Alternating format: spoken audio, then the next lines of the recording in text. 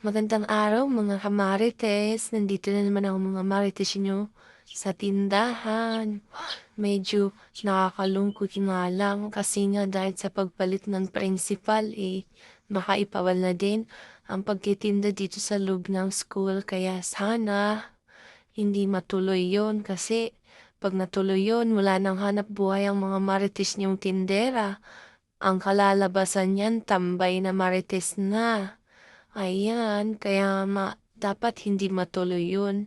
Kasi syempre, dito lang ang kinukunan naming panghanap buhay o panggastos namin sa araw-araw. Kaya sana naman hindi matuloy yun. Pero kahit na ganoon, tuloy-tuloy lang ang mga ginagawa namin. Kahit na nanganganib ng hindi na kami makatinda dito. Pero wala naman tayong magagawa kung mangyari man yon. Kaya, ayan, tiis-tiis muna at sana nga hindi talaga matuloy yon kasi kawawa naman ang mga marites nyo.